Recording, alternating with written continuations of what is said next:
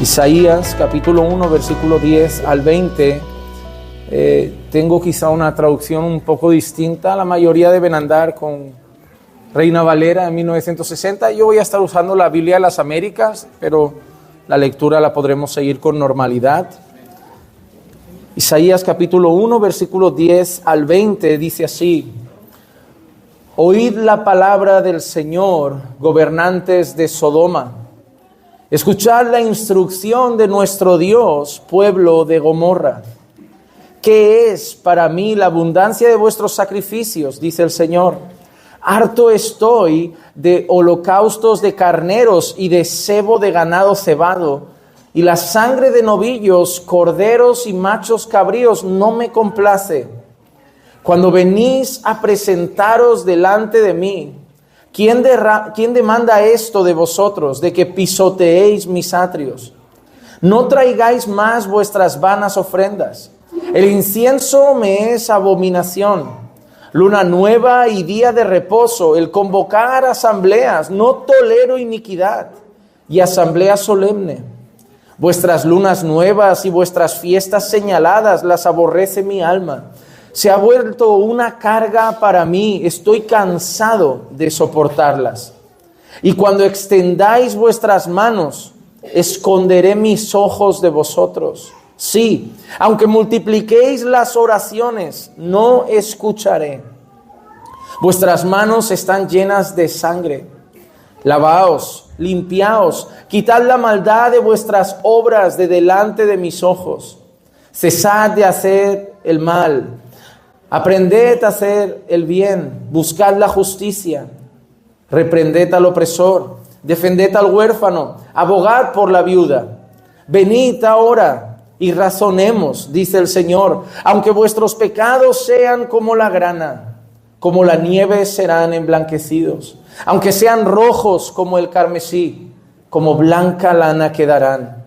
Si queréis y obedecéis, comeréis lo mejor de la tierra. Pero si rehusáis y os rebeláis, por la espada seréis devorados.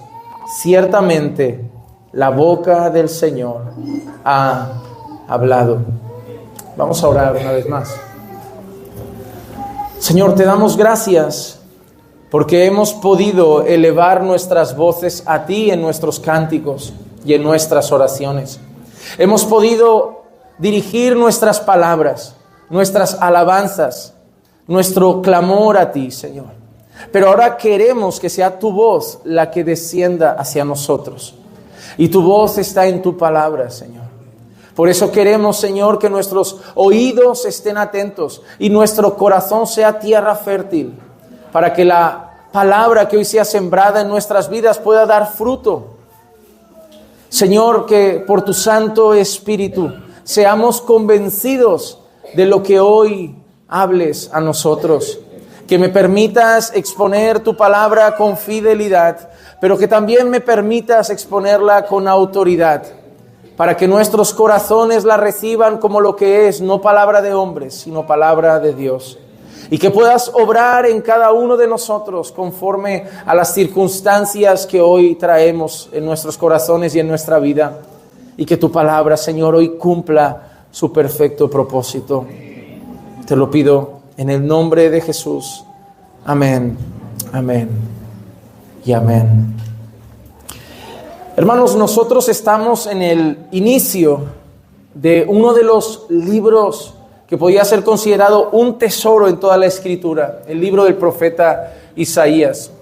Reconozco que es un libro que anhelo un día poder exponer de manera completa, pero lo veo tan rico en contenido que siento que nunca le haré justicia cuando lo vaya a compartir. Al final esto me suele pasar. El sentimiento cuando desciendo del púlpito suele ser un sentimiento de tristeza y pesar, porque siempre que hablamos del Señor Jesús parece que nos quedamos cortos de todo lo que podíamos haber dicho. Pero realmente es un libro rico en su contenido, pero también un libro rico en advertencias. Y en ocasiones creemos que las advertencias del Señor están más dirigidas hacia el mundo que hacia nosotros. Creo que como iglesia corremos el peligro de tomar solamente, ahora que somos pueblo de Dios, las palabras de Dios que traen esperanza y pensar que todos los mensajes de juicio y advertencia ya son para el mundo. Pero cuando nosotros leemos al profeta Isaías, está lleno de advertencias severas y está dirigido a gente que está practicando cultos religiosos. Hoy vamos a hablar de decadencia espiritual. Pero no vamos a hablar de decadencia espiritual pensando en el mundo. El mundo está en una constante decadencia. Pero algo peor, el mundo está muerto espiritualmente. No podemos hablar de decadencia espiritual en el mundo, porque el mundo no tiene vida espiritual. Nosotros vamos a hablar de decadencia espiritual en el pueblo de Dios. Porque no podemos olvidar que podemos estar en Cristo y al mismo tiempo, por descuido personal, acabar viviendo una vida espiritual mucho más mediocre de lo que podíamos tener en el Señor. Y la única responsabilidad está en nuestras manos. Consideramos que somos una iglesia y estamos en una iglesia bautista reformada. Entiendo que las doctrinas de la gracia son parte de su fe. Y entiendo que la palabra que más mencionamos constantemente es soberanía de Dios. Pero me da miedo una cosa, y creo que a lo largo de la historia ese miedo ha sido real.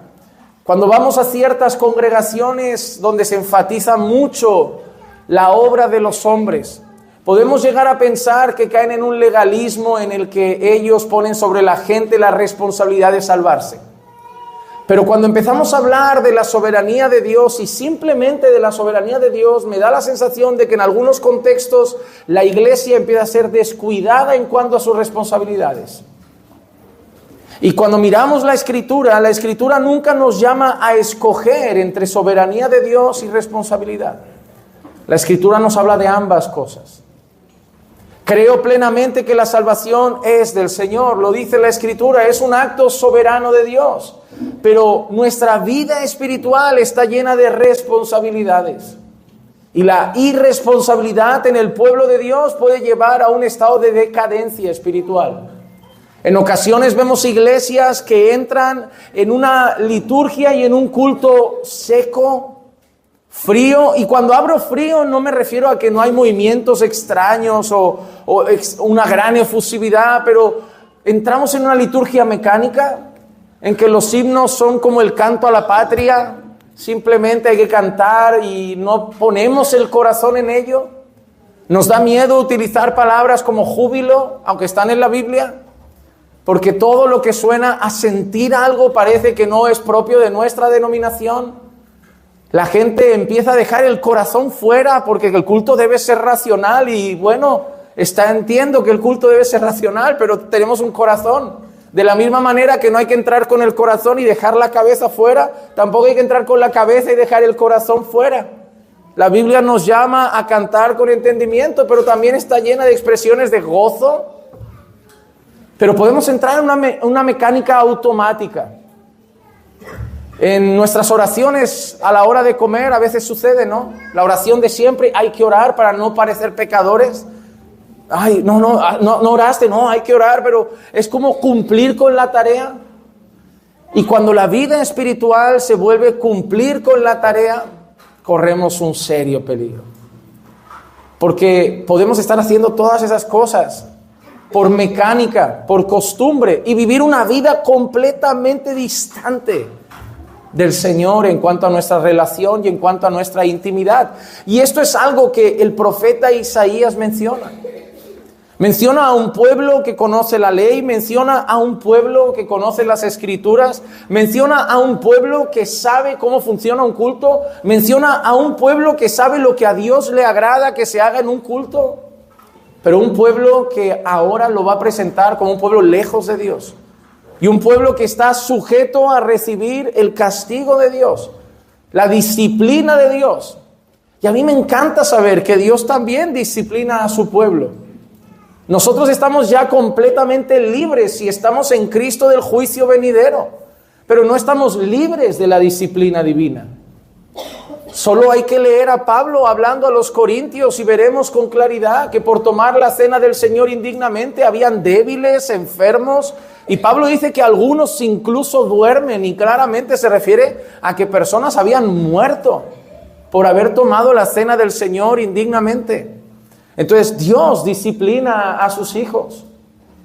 Dios los ama tanto que no va a permitir que los estados de decadencia espiritual continúen por un tiempo prolongado, y a pesar de que será doloroso, la disciplina será la forma como Dios tratará nuevamente de acercar a su pueblo a ese primer amor del que vemos en una de las cartas de Apocalipsis. El libro de Isaías es un libro que apunta no al mundo, sino a naciones que adoran a Dios. Un libro que dedica palabras a Judá, un libro que dedica palabras a Israel, reinos que ahora estaban divididos, reino del norte, reino del sur. Un libro que tiene como título a un hombre que por nombre tiene: Dios es la salvación, Yahvé es la salvación. Tenemos ante nosotros un libro lleno de advertencias a un pueblo de Dios que descuidó lo más importante. Descuidó a Dios. Y eso nos puede pasar a nosotros también. Como iglesia podemos olvidarnos de Dios. Esto es impensable quizá para muchos de ustedes, pero puede pasar. ¿Y cuántos cultos no habremos dado al Señor sin pensar en el Señor? Cantando y pensando en los problemas de la vida, cantando y pensando en lo que traigo hoy sobre mí en mi matrimonio que no estamos bien, pero siguiendo la pantalla como si fuera un karaoke, escuchando un sermón medio desconectado, distante por momentos, tomando alguna idea porque mi cabeza está centrada en otras cosas. O con una vida completamente desordenada que no va en sintonía con la fe que vengo a profesar en el día de hoy. No es en vano que alguien dijo que el momento en el que más mienten los cristianos es en la alabanza, donde cantamos y cantamos himnos llenos de palabra que no vivimos en nuestros hogares. Cantamos mentiras muchas veces que no acompañan nuestra vida. Y nos vamos a encontrar con Dios diciéndole a su pueblo: no quiero que me canten más. Imagínate Dios diciendo: aborrezco sus cultos. ¿Imaginan que hoy Dios dijese eso de aquí? ¿Para qué vinieron? ¿Para ver a un hombre? ¿Para volver a un culto? ¿Para volver a aparecer durante unas horas que me aman sobre todas las cosas? ¿Para que parezca 2 o 3 días a la semana que yo soy lo más importante para ustedes, pero saben que cuando llegan a casa yo ya no existo en su hogar? Yo ya no estoy presente en su matrimonio. Hasta el próximo culto no abrirán la Biblia. Y orar solamente si otro ora y ustedes van detrás, pero no van a hacer hablar conmigo. Podría ser que para algunos de ustedes Dios esté haciendo esa pregunta: ¿para qué vinieron realmente hoy? ¿Para qué? Hoy vamos a analizar estas palabras, pero antes de llegar a estas palabras y analizarlas, a las palabras de Isaías, nosotros debemos entender que lo que el pueblo de Dios estaba viviendo en este momento es algo que el pueblo de Dios ya había sido advertido que podía suceder. Quiero que leamos un texto algo amplio también en Deuteronomio capítulo 8 y los versículos 11 al 20. Dice así: cuídate de no olvidar al Señor tu Dios, dejando de guardar sus mandamientos, sus ordenanzas y sus estatutos que yo te ordeno hoy. No sea que cuando hayas comido y te hayas saciado y hayas construido buenas casas y habitado en ellas, y cuando tus vacas y tus ovejas se multipliquen y tu plata y oro se multipliquen y todo lo que tengas se multiplique, entonces tu corazón se enorgullezca y te olvides del Señor tu Dios, que te sacó de la tierra de Egipto, de la casa de servidumbre. Él te condujo a través del inmenso y terrible desierto, con sus serpientes abrasadoras y escorpiones, tierra sedienta, donde no había agua. Él sacó para ti agua de la roca del pedernal. En el desierto te alimentó con el maná que tus padres no habían conocido, para humillarte y probarte y para finalmente hacerte bien, No sea que digas en tu corazón, mi poder y la fuerza de mi mano me han producido esta riqueza.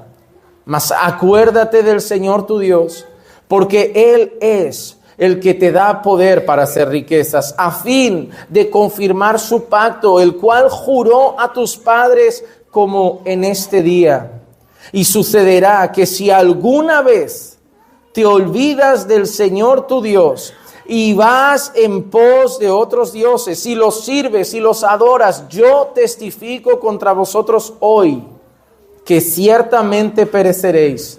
Como las naciones que el Señor destruye delante de vosotros, así pereceréis, porque no oísteis la voz del Señor vuestro Dios. A lo largo de este fragmento, de estas palabras de Moisés, vemos frases como no olvidar, dejar de guardar sus mandamientos. Más adelante vuelve a decir, no te olvides y te olvides. Y finalmente, cuando dejan de pensar en Dios, cuando se olvidan de quién es Dios en su historia, llega el otro peligro y te enorgullezcas y creas que has sido tú. El mayor peligro que corría el pueblo de Dios no era pecar un día. Todos pecamos. Todos, absolutamente todos nosotros pecamos.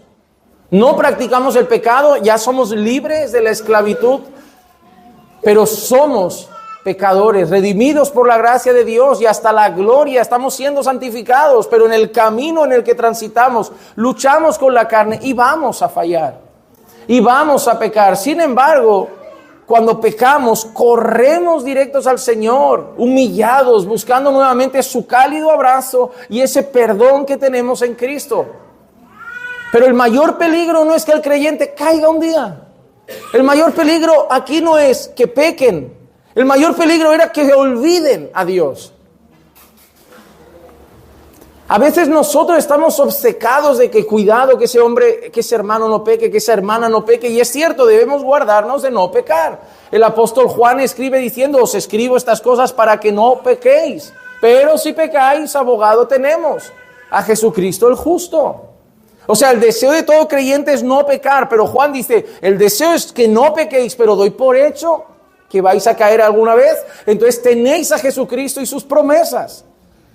El peligro para nosotros no es en sí que un día vamos a pecar, que es una realidad, porque mientras tengamos nuestro corazón y nuestra mente puesta en el Señor, siempre vamos a recurrir a Él, a su gracia, al Evangelio, a Cristo, en busca nuevamente de esas fuerzas que necesitamos en el Señor.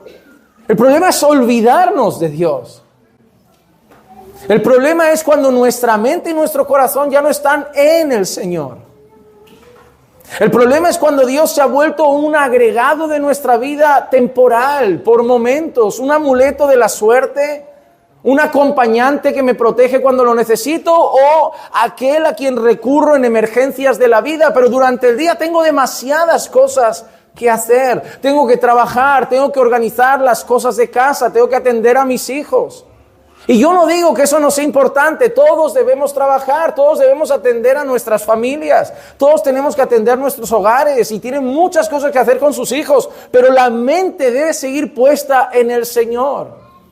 Porque podemos entrar en la dinámica de hacer todas esas cosas, de estudiar, trabajar, construir una casa, comprar un apartamento y ahora un auto y ahora crecer profesionalmente y olvidarnos de quién nos llevó hasta ahí. Y empezar a vivir la vida como un mundano más. Y cuando yo digo mundano, nuestra mente comete un error. Yo digo, aquí hay gente mundana. No, ¿por qué no? No, ¿cómo voy a ser mundano? Yo no me emborracho, yo no me drogo, yo no engaño a mi esposa. Espérate, yo conozco mundanos que tampoco hacen eso. Yo conozco mundanos que son abstemios, no beben nada. Yo conozco mundanos que van del trabajo a casa, de casa al trabajo. Yo conozco mundanos que son hombres serios, que se levantan por la mañana, van a trabajar, no tontean ni flirtean con ninguna mujer ajena, se dedican a su trabajo, proveen a su casa y encima llegan y dedican tiempo a su esposa y a sus hijos, los atienden con fidelidad, se esmeran, los cuidan, les dan cariño. Es más, yo conozco mundanos con mejor moral que algunos creyentes. Pero entonces, ¿por qué son mundanos? Porque ellos no piensan en Dios en ningún momento. Ellos son buena gente, ellos se esfuerzan, ellos trabajan duro, ellos son Ahí es el problema. Tenemos una mente que considera mundano a cualquier persona que está haciendo cosas horriblemente pecaminosas, fallando a su esposa, embriagándose por las calles. Pero mundano es simplemente una persona que vive de espaldas a Dios. Y puede ser tremendamente moral, pero simplemente vivir bajo sus propias fuerzas y dirección, sin pensar en el Creador. ¿Para qué murió Jesús? Díganme, ¿por qué murió Cristo? ¿Para qué? Para salvarnos. Qué bonito. ¿Qué más?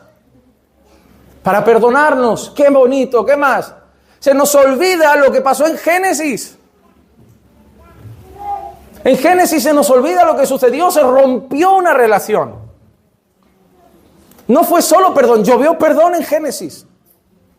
Yo veo a Dios quitando ese intento del hombre de tapar su propia vergüenza, que es cuando nosotros nos intentamos salvar con nuestras obras.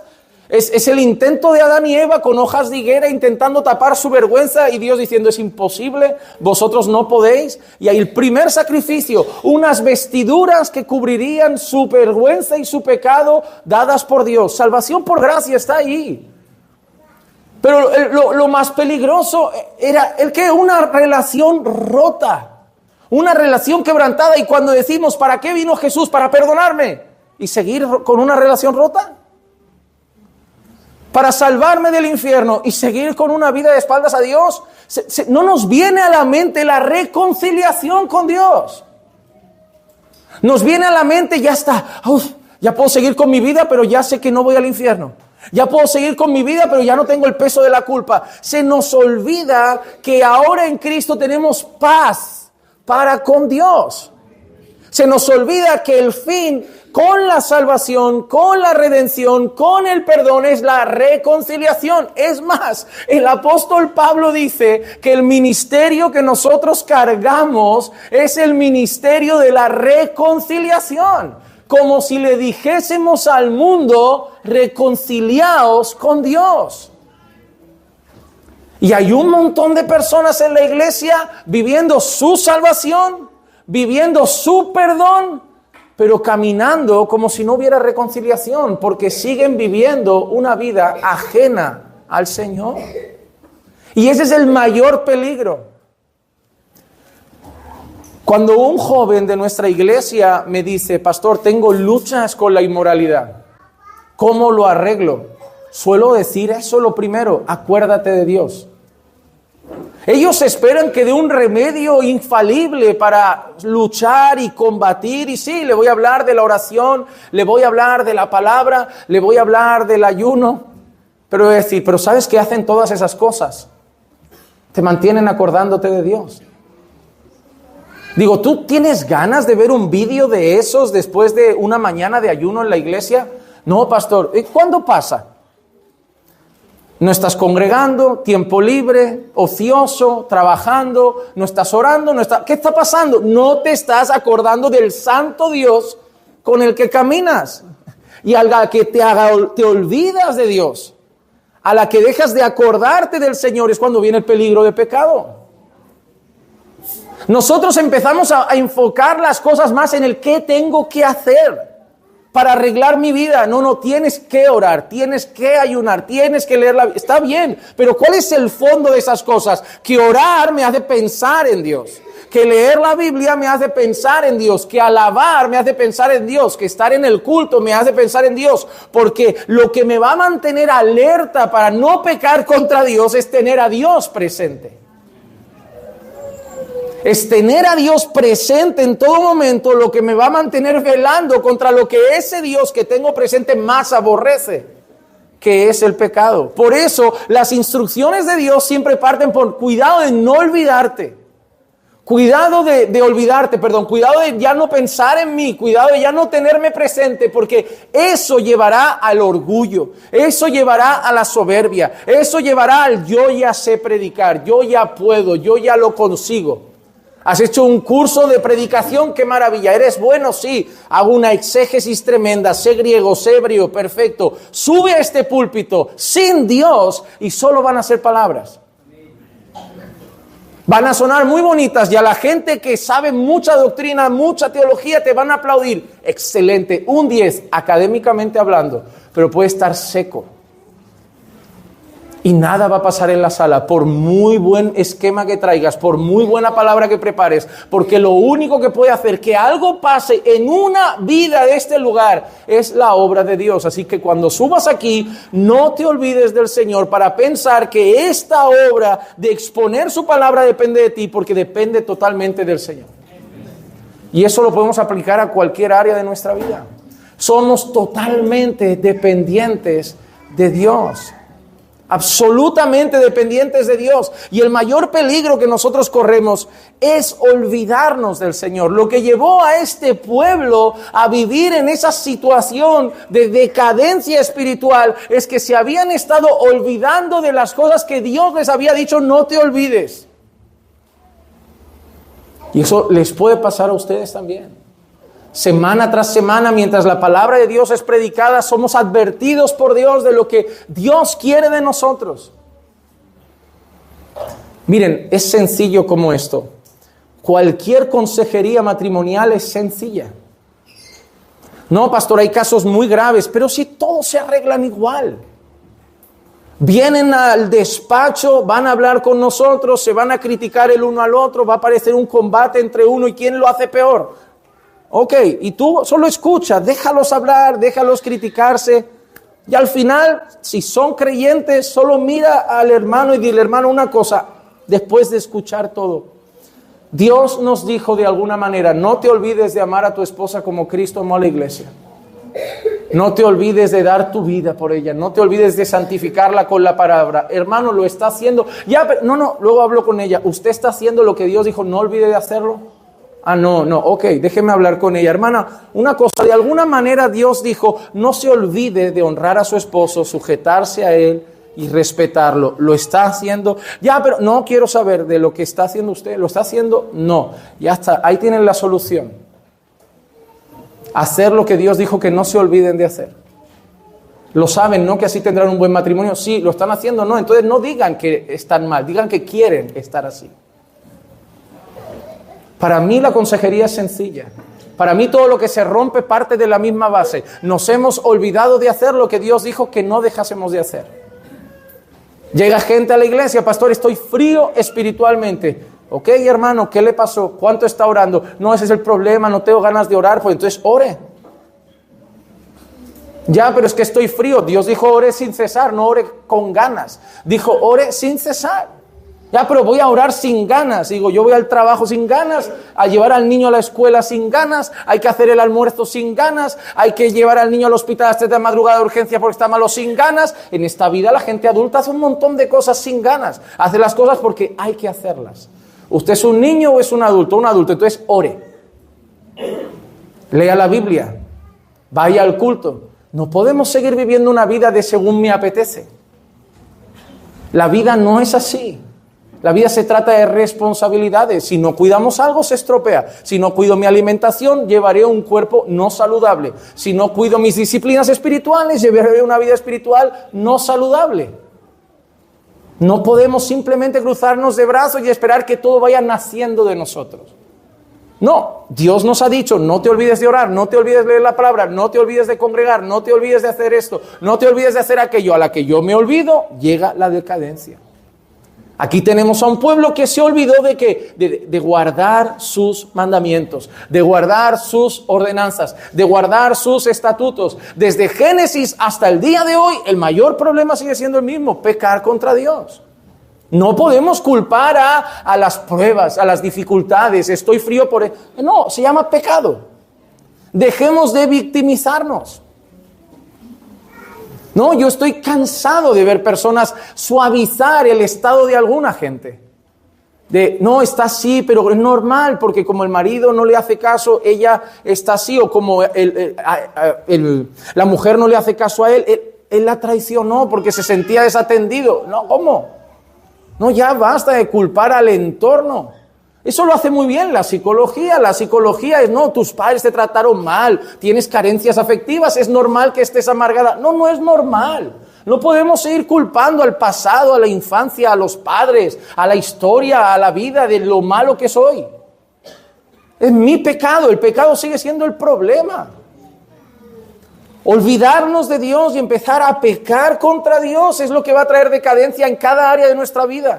Espiritual, familiar, en todas. En todas. Y por eso el mandato de Dios siempre pasa por no olvides. No olvides. Este pueblo donde nos encontramos parados con Isaías 1 es un pueblo que se había olvidado de Dios. Y Dios le había dicho, si te olvidas de mí, si te enorgulleces y empiezas a tirar hacia el lado de otros dioses, vendrá calamidad. Y ahora están viviendo esa calamidad. Ahora están viviendo esa calamidad. ¿Y cómo es descrito este pueblo? Ahora sí vamos de nuevo a Isaías 1 y vamos a analizar cada versículo para ver la descripción que hace Dios de esta situación que están viviendo. En Isaías, en el capítulo 1, versículo 10, dice así: Oíd la palabra del Señor, gobernantes de Sodoma. Escuchad la instrucción de nuestro Dios, pueblo de Gomorra. Gobernantes de Sodoma, pueblo de Gomorra, está hablando primeramente a los líderes y al pueblo. Y lo está describiendo con Sodoma y Gomorra. Pueblos que fueron consumidos por el pecado. Pueblos que fueron consumidos por vivir una vida de espaldas a Dios. Y ahora Dios está hablando a su pueblo, pero les está atribuyendo ese título. Príncipes, gobernantes de Sodoma, pueblo de Gomorra. Está diciendo, pero a ver, Señor, no somos ellos, pero os estáis portando como ellos. Y lo más triste es a dónde apunta Dios. Príncipes de Sodoma, gobernantes de Sodoma. Porque el pueblo, a lo largo del relato bíblico, cada vez que se ha desviado, la desviación ha empezado en un punto. En la cabeza. Cada vez que el pueblo se ha alejado de Dios, primeramente se ha alejado el sacerdocio, se han alejado los príncipes, se han alejado los gobernadores. Y amado hermano, esa regla la podemos aplicar a la iglesia. Si una iglesia está torcida, yo primero voy a mirar a su pastor. Es que los hermanos, mira, los hermanos son como se les permite ser. Porque cuando una iglesia pone la palabra en alto, independientemente de que la gente que no quiere vivir una vida con Dios le va a echar un pulso para que ceda, pero el pastor tiene más deseo de ser fiel a Dios que de tener gente en ese templo, el pastor va a predicar la palabra, va a denunciar el pecado, va a llamar a la santidad y como dice la Escritura, el impío no prevalecerá en la congregación del justo. Se irán hablando lo que sea, se irán criticando el legalismo de santurrones y de religiosos. No importa. Pero cuando el púlpito decide ceder a la presión, oye, suaviza el mensaje, oye, cámbialo un poco, oye, afloja con esto, oye, más de gracia, más de amor, ya está. Ahí empezaremos a ver lo que se tolera en el culto, qué vida llevan los miembros de la iglesia. Empezaremos a bajar el estándar y los requisitos de los que sirven al Señor. Ya con que toquen bien la guitarra o el teclado, basta con servir, ya no se mira el carácter. Sin embargo, cuando nosotros vemos Hechos capítulo 6 y los apóstoles buscan a alguien para servir mesas, que era llevar comida a unas señoras viudas, para servir mesas, dice, necesitamos que esos hombres que van a llevar comida estén llenos del Espíritu Santo, de sabiduría y de buen testimonio. No, hombre, si para llevar comida tenían que estar llenos de sabiduría, de buen testimonio, llenos del Espíritu Santo, ¿cómo nosotros ahora vamos a bajar el listón? Pero cuando empezamos a decir, es que la gente se queja, es que a la gente no le agrada, es que a la gente se va. Yo creo que necesitamos más pastores con la firme convicción de Pablo de si yo quisiera agradar a los hombres, no sería un siervo de Jesucristo.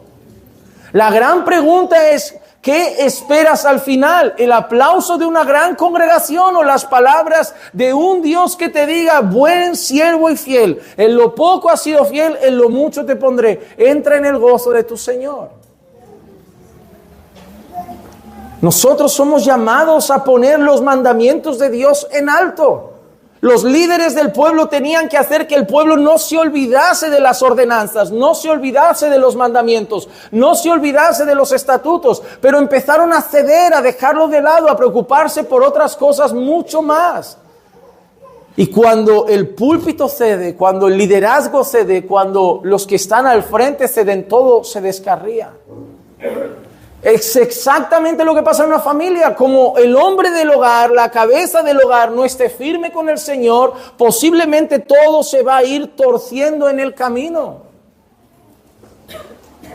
¿Ves a jóvenes desperdigados con mala actitud e irreverencia? Mira a sus padres. Ellos son lo que sus padres les permiten ser. Es que los jóvenes de hoy, yo no quito responsabilidad, son culpables, pero venimos de una generación donde nuestros padres te miraban de lejos, no decían nada más. Tú te levantabas, estabas un poco disperso, te miraban de lejos y tú ya entendías, te sentabas. No había más, no habían gritos, no habían padres debatiendo con los hijos. No habían esas cosas. Porque los padres tenían más interés de ser padres que de ser colegas de sus hijos. Y déjenme decir algo, usted no tiene que ser amigo de su hijo. Tiene que ser su padre, ya tiene amigos. Si usted se vuelve su amigo y deja de ser su padre, se queda huérfano. Él necesita un padre y necesita amigos. Puede tener confianza y cercanía con su hijo, pero no puede dejar de ejercer su labor de educarlo. Sus amigos no están para educarlo. Es su trabajo, sus amigos no están para corregirlo, es su trabajo. Pero cuando el liderazgo, cuando la cabeza, los pastores, los padres empiezan a olvidar su trabajo, su labor y están más preocupados por agradar, porque necesitamos que la gente nos diga, me caes bien, me agradas y que nos aplaudan, entonces vamos a empezar a ceder y cuando cedemos viene el caos, viene el desastre. Nosotros debemos cumplir con nuestra labor y cuando nosotros vemos a un pueblo que está siendo descrito como un pueblo de Gomorra, es porque los gobernantes se han conducido como Sodoma. Los gobernantes, los príncipes, los sacerdotes, los líderes tenían la responsabilidad de inculcar al pueblo la palabra de Dios, de guiarlos en la palabra de Dios y de corregir cuando la palabra de Dios no era bien aplicada a sus vidas. Pero no lo habían hecho. Habían dejado de lado los mandamientos, habían dejado de lado las escrituras. Ya no estaban enfocados en guiar al pueblo a ser un pueblo santo porque Dios es santo. Y eso está pasando en el pueblo de Dios a día de hoy. Por eso hay decadencia espiritual en muchas iglesias. No es por falta de buenos músicos, tenemos más talento que nunca. Ahora las iglesias tienen grupos. Grupos. Antes la iglesia cantaba, no tenían grupos. Era todo a capela. Ahora tenemos grupos, hay talento, hay órgano. Mañana te aparece uno con violín, otro con la batería. ¿Y qué tocas? Yo el bajo. ¿Y qué tocas tú? Yo el cello. Y tú, no, hay de todo. Hay orquestas, hay coral, hay gente de 20,000 voces. Tenemos los mejores micrófonos, las mejores luces, las buenas estructuras, cámaras, las redes sociales. Pero a veces tenemos decadencia espiritual. ¿De qué sirve todo eso? ¿De qué sirve todo eso? ¿Y por qué llega esa decadencia? Porque el púlpito pierde de vista su labor principal, instruir al pueblo en la palabra de Dios. Guiarlos a ser un pueblo santo que honre a Dios sobre todas las cosas. Y tristemente una iglesia puede volverse como exactamente así, los líderes como los de Sodoma y la iglesia como la de Gomorra. Porque nos olvidamos de Dios, nos enfocamos en otras cosas. Nos olvidamos de Dios, nos olvidamos de su palabra, el pecado llega a la iglesia, si corrijo el pecado el hermano se va, si disciplino la hermana se enfada, y ese hermano además ofrenda mucho, ese hermano es generoso, ese hermano es el que dio el templo, el que dio el auto, el que dio el terreno, el que sustenta más, y lo corrijo, ¿qué va a ser de nosotros? Y ahí empiezan los problemas. Cuanto nuestro deseo de agradar a los hombres supera nuestro deseo de honrar al Señor. Ahora, cuando eso llega, el culto se vuelve solo una palabra: hipocresía. Seguimos reunidos, pero con vidas que no van acorde a lo que hacemos hoy aquí. Y eso es lo que Dios empieza a decir también. Isaías capítulo 1, versículo 11 al 14 dice: ¿qué es para mí la abundancia de vuestros sacrificios? Dice el Señor. Es decir, hacían sacrificios. Eso era parte del culto religioso de aquel entonces. Dice, harto estoy de holocaustos de carneros y de sebo de ganado cebado, y la sangre de novillos, corderos y machos cabríos ya no me complace. Estaban haciendo sacrificios, siguiendo rituales religiosos, pero el Señor dice, estoy harto de eso. Ya no me agrada lo que estáis haciendo. Señor, pero tu palabra dice que el holocausto debía ser así, que el sacrificio... No importa, ya, pero yo estoy haciendo lo que tú mandaste. Y el Señor dice, da igual, no me complace, estoy harto de eso. Luego va a decir el por qué. Dice, cuando venís a presentaros delante de mí, ¿quién demanda esto de vosotros, de que pisoteéis mis atrios? Y mira lo que dice ahora, no traigáis más vuestras vanas ofrendas. El incienso me es abominación, luna nueva y día de reposo. El convocar asambleas, no tolero iniquidad y asamblea solemne. Vuestras lunas nuevas y vuestras fiestas señaladas las aborrece mi alma. Se han vuelto una carga para mí y estoy cansado de soportarlas.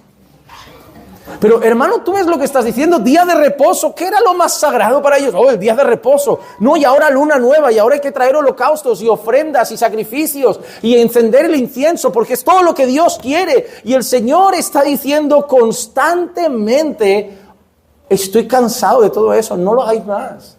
Ya basta, dejad, id a trabajar el sábado. Dejad de hacer culto. Y asambleas solemnes las aborrezco, no las tolero.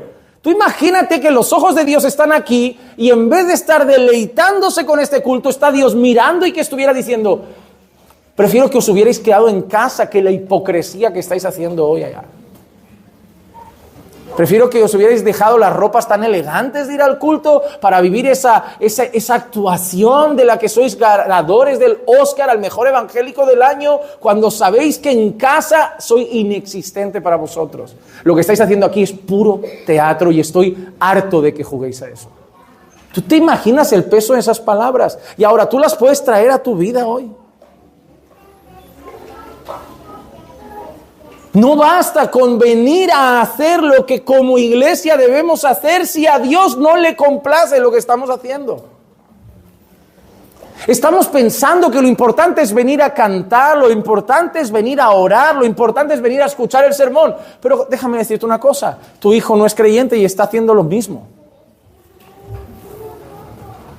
Si invitas a tu vecino a venir hoy, está cantando con nosotros, escuchando un sermón con nosotros, está en el culto con nosotros. Es que lo que tú estás haciendo hoy lo puede hacer un mundano también. Cantar alabanzas. Yo puedo traer, he visto invitados en la iglesia cantar y se lo pasan bien. He visto a mundanos orar, he visto a mundanos en cultos y a veces seguido.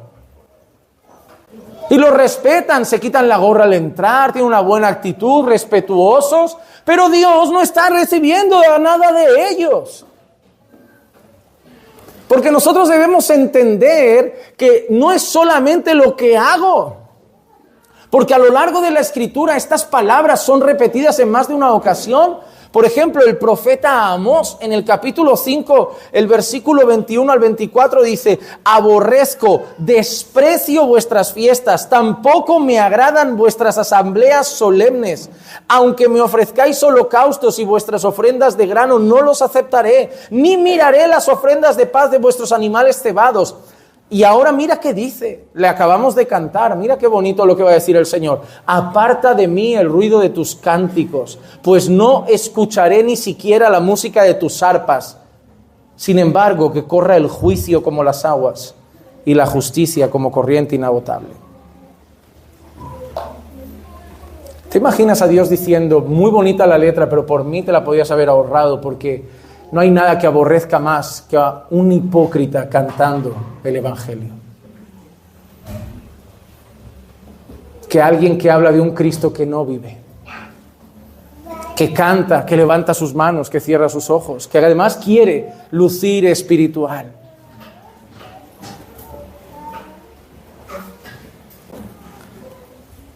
Cuando el rey David pecó, una de las peores cosas que hizo fue esa.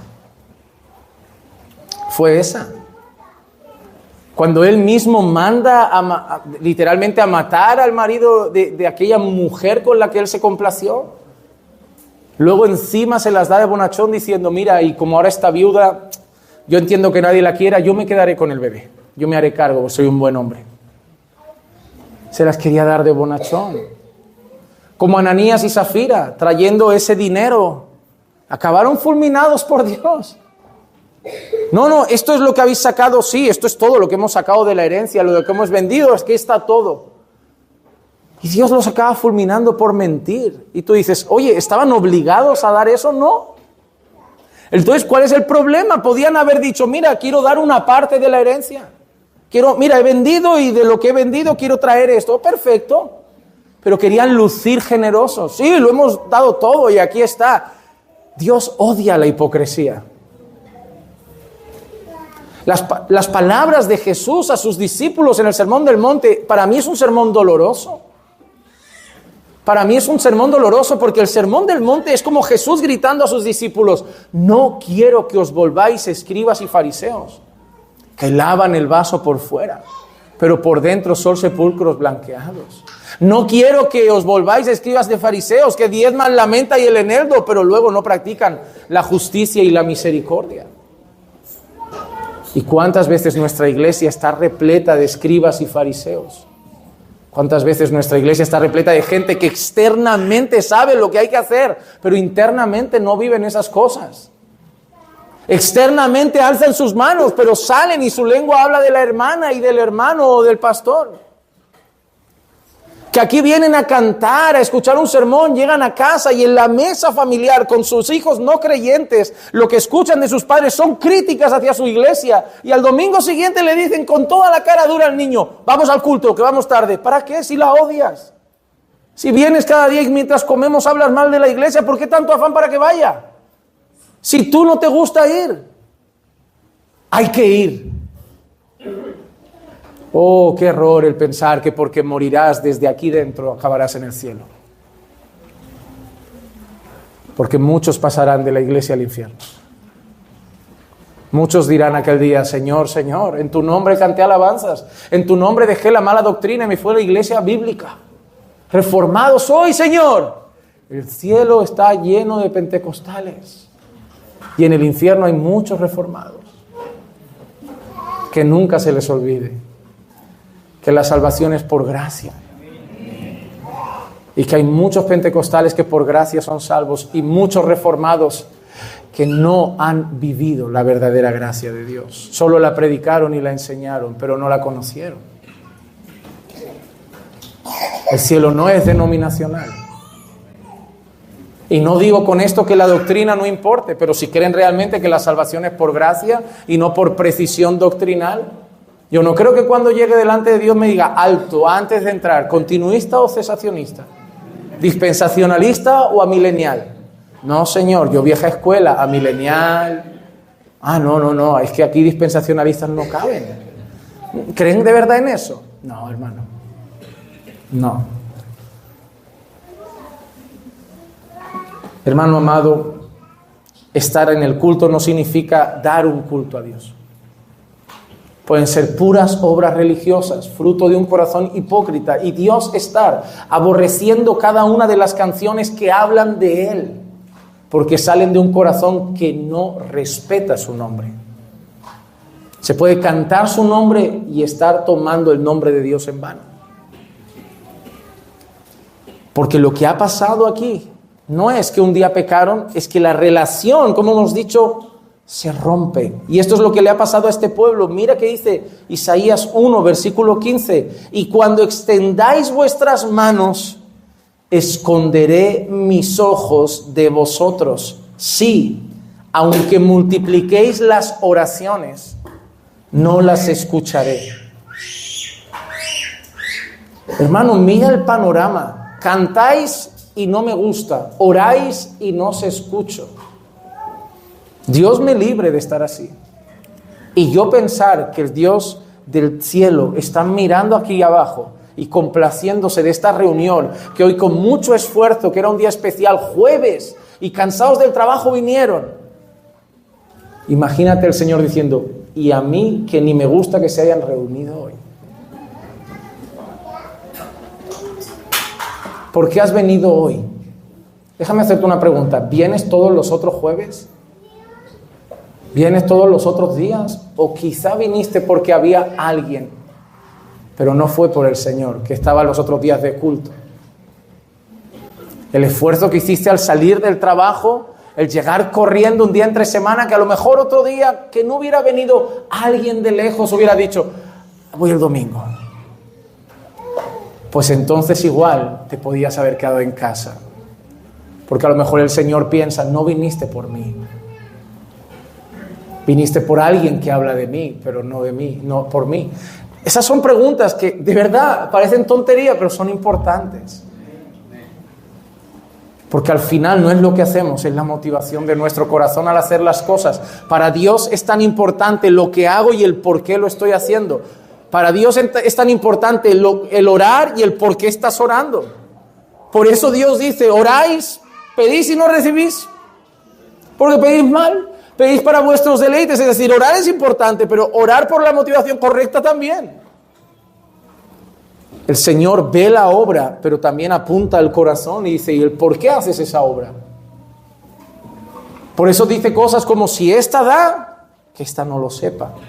Porque la obra es bonita, pero da a hacerlo para que la gente sepa que eres generoso, sepa que eres bondadoso, sepas que tienes misericordia, no sirve.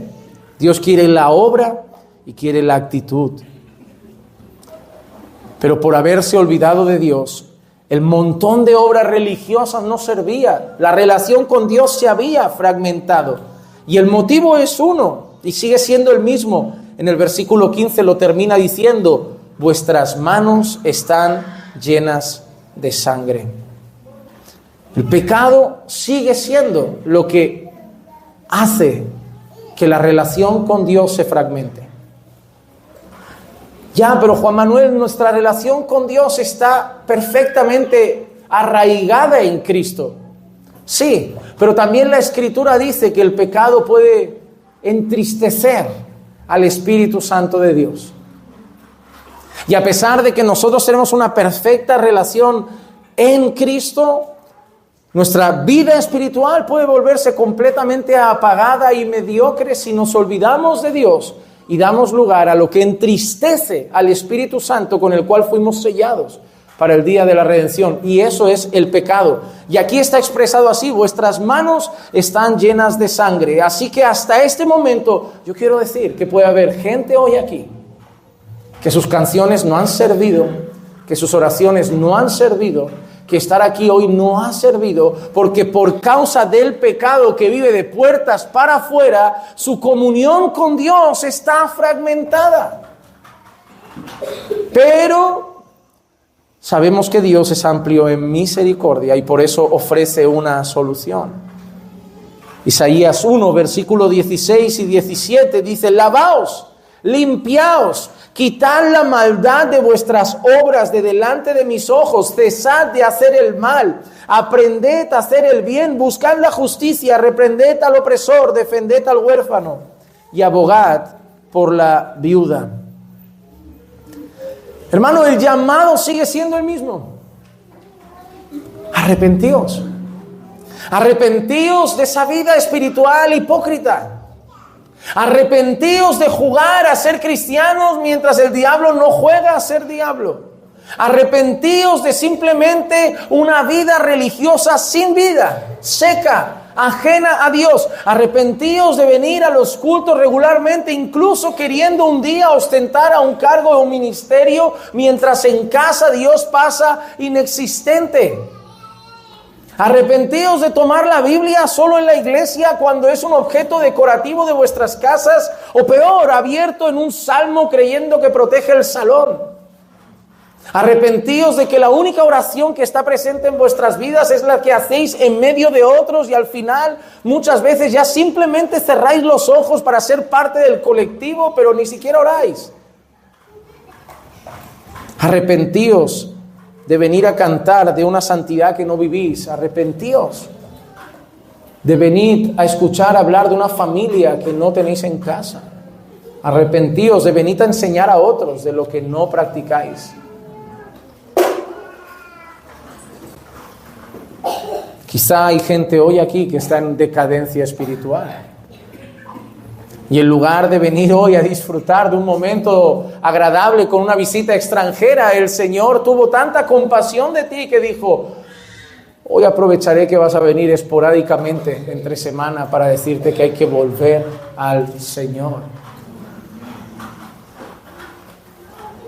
Que lo más importante no es si cantas, es si piensas en Dios cuando cantas. Que lo más importante no es si oras, es si te acuerdas de Dios cuando oras. Que lo más importante es que mañana no hay culto a lo mejor y vas a ir al trabajo y te debes seguir acordando de Dios. Y que cuando llegues por la tarde a casa no hay culto, están tus hijos, pero también tienes que ser un padre para su gloria.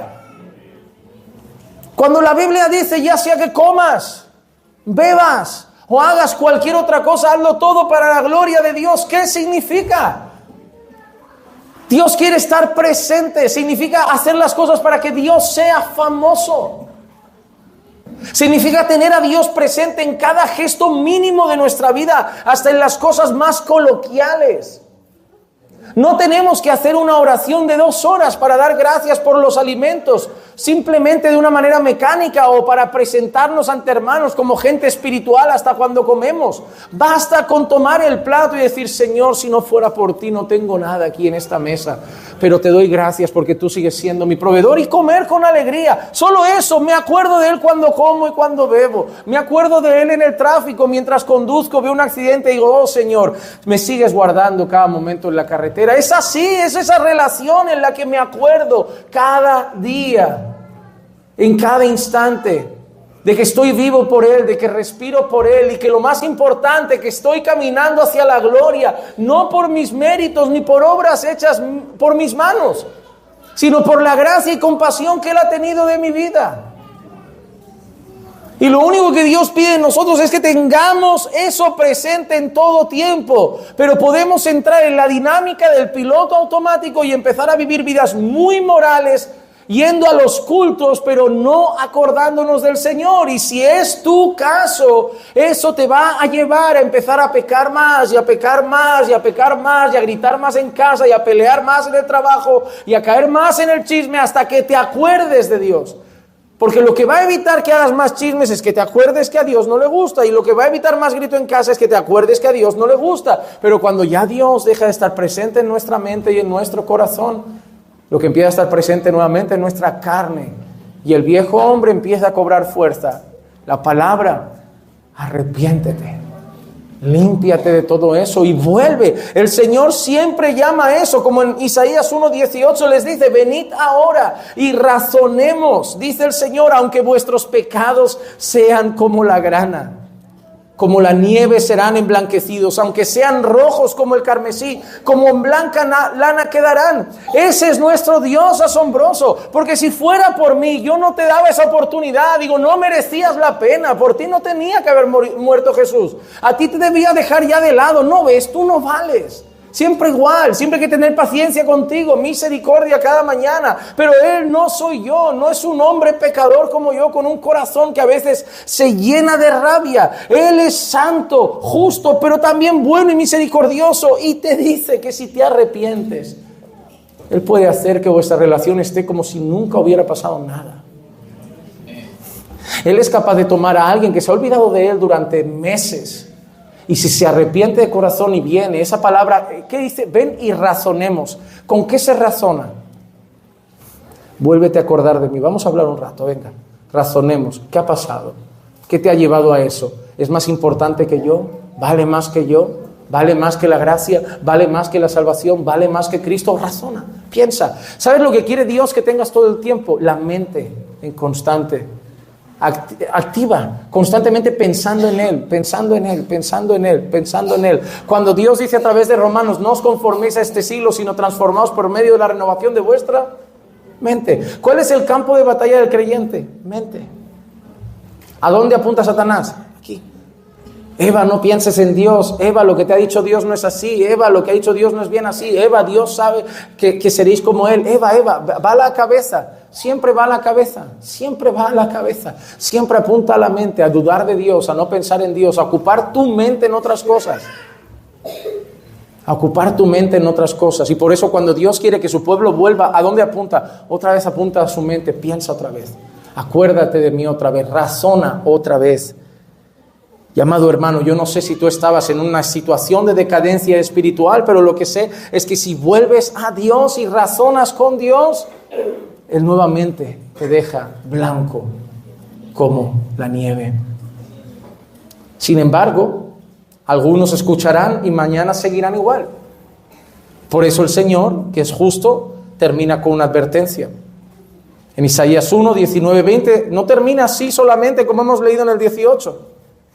Dice, si queréis y obedecéis, comeréis lo mejor de la tierra.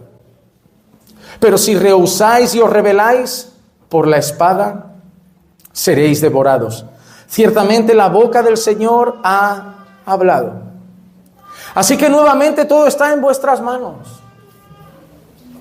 El que os vaya bien, os vaya mal, está en vuestras manos. El camino de la muerte y de la vida está ahí. 2 caminos, 2 senderos. Está en vuestras manos. Yo os he dicho cómo puede acabar todo. Yo os he dicho que si volvéis a mí, razonamos y os arrepentís, blancos como la nieve. Pero si no, mañana la espada va a llegar. Hermano, esto es el mensaje del Evangelio. El mensaje del Evangelio no es ven a Cristo y sé salvo, es ven a Cristo y sé salvo si te arrepientes y te conviertes. Pero si no, la ira de Dios permanece sobre ti.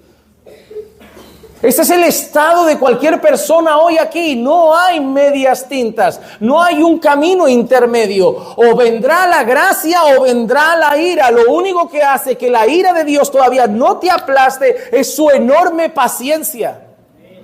Pero si tú estás lejos de Dios, alejado de Cristo hoy, es como si Dios estuviera con un arco tensado, así lo dibuja a veces la Escritura, apuntándote con una flecha directo para fulminarte y solo esperando el día. Y hoy es el día de su paciencia, pero un día la paciencia se acaba, suelta la flecha y te espera el juicio de Dios, porque aquel que no está en Cristo, la ira de Dios no vendrá sobre él. No es lo que dice la Biblia. La Biblia dice que aquel que no está en Cristo, la ira de Dios permanece sobre él, ya la lleva encima. Solamente la paciencia de Dios no lo aplasta. Hermano, el día del arrepentimiento es hoy, no es mañana. La noche es oscura, el clima raro, las carreteras extrañas, la gente conduce muy raro. No es garantía de que todos lleguen a casa hoy. El día de arrepentirse es hoy, porque muchos cargan la ira de Dios sobre ellos.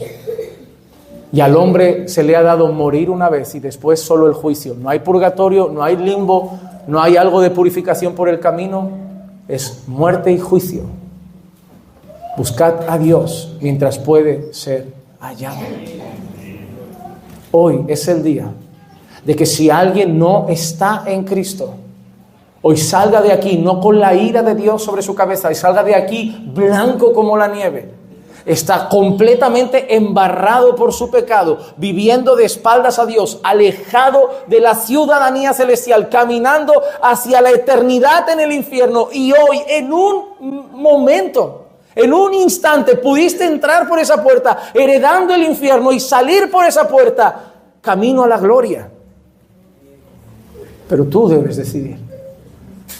Tú eres llamado a arrepentirte, tú eres llamado a poner tu fe en Cristo, a correr a Jesús para la salvación de tu alma. Y solamente en Cristo la ira de Dios pasa de estar sobre ti a haber sido pagada en Él, en el Calvario. Pero también a ti, iglesia, te digo que si tú estás en un estado de decadencia espiritual, a pesar de que seas salvo, no es la vida espiritual que Dios quiere para ti.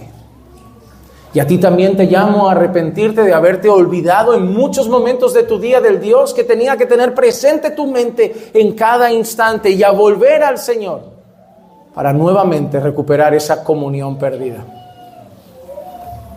Pero tengo un tercer aviso para aquellas personas que quizá están aquí, creen que son iglesia pero no lo son. Creen que son cristianos, pero no lo son. Creen que son salvos, pero no lo son. Porque a lo mejor dirán, como en Mateo 7, 21 al 23 dice: Señor, Señor, En tu nombre profeticé, en tu nombre eché fuera demonios, en tu nombre hice milagros, pero el Señor les dirá: jamás os conocí, apartaos de mí, vosotros los que practicáis la iniquidad. El mensaje de hoy tiene 3 direcciones. 1, aquellos que saben que están perdidos y hoy pueden ser hallados. 2, aquellos que están en Cristo pero saben que no están bien espiritualmente y hoy pueden ser restaurados.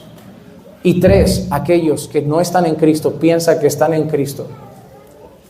Y espero que sus ojos hoy sean abiertos y no salgan igual de cegados de pensar que porque están cantando, que porque están yendo a un culto, que porque practican una vida religiosa, están bien, y no es así. Lo que importa no es lo que haces aquí 2 horas, es lo que haces las otras 22 fuera de aquí. Hermano amado, ¿quieres saber quién eres? No eres lo que yo conozco hoy. Hoy todos son simpáticos, Dios te bendiga, pastor, ¿qué tal? Muy bien. Eres lo que le dices a tu mujer en casa. Eres lo que le dices a tus hijos en casa. Eres quien eres en el trabajo. Ese eres. Ahora yo voy a conocer lo que quieres mostrarme. Lo que eres es lo que eres en casa. Y por eso muchos dirán: yo aquí profeticé, aquí eché fuera demonios, aquí hice milagros, aquí fui reformado, aquí sabía las doctrinas de la gracia. Y el Señor les dirá: apártate de mí, vosotros que practicáis la iniquidad. Es decir, en casa no erais lo que erais allí. En casa erais otra cosa. Porque lo que Dios quiere es que si realmente has sido alguien que ha abrazado el Evangelio, como dice Pablo, que vivas conforme al Evangelio. Así que, amado hermano, tanto para unos como para otros, la esperanza sigue siendo la misma. La sangre roja carmesí, que puede dejar nuestra vida blanca como la nieve. Así que espero que más allá de mis torpes palabras seas capaz de tomar este mensaje como si fuera providencia de Dios hoy para tu vida. Y que de alguna manera no veas mis palabras sino al Señor, que te conoce, yo no, Él sí. Y de alguna manera este mensaje fue el que providencialmente fue dispuesto para que tú escuchases en esta visita. Quizá no era el mejor para una visita primera a una iglesia, pero quizá era el mejor para el que tú necesitabas escuchar. Así que si así lo recibe tu corazón, no veas la dureza de las palabras, ve el amor de Dios, que no quiere que estés así. Y que, como le dijo a una iglesia en Apocalipsis, vuelve a tu primer amor, vuelve a acordarte de mí como te acordabas cuando me conociste al principio. Oremos. Señor, te damos gracias por tu palabra. Gracias por hablar a nuestras vidas. Gracias, Señor, porque a pesar de que a veces tus palabras son duras, Señor, al final son palabras de disciplina de un Padre que nos ama. Te pido, Señor, que tú puedas tratar con el corazón de cada hermano aquí presente, incluso que puedas obrar en el corazón de aquellos que no son hermanos y por tu gracia hoy los puedas alcanzar para tu gloria, para salvación de su alma. Señor, obra. Obra, Señor, con poder allí donde nadie llega, Señor. Obra en los corazones, puesto que nosotros solamente podemos llevar la palabra a los oídos, pero solamente tu Espíritu puede hacer que dé fruto en el corazón. Y eso es lo que te pedimos, Señor, que dé fruto en las vidas. Te lo rogamos en el nombre de Jesús. Amén. Amén. Muchas gracias.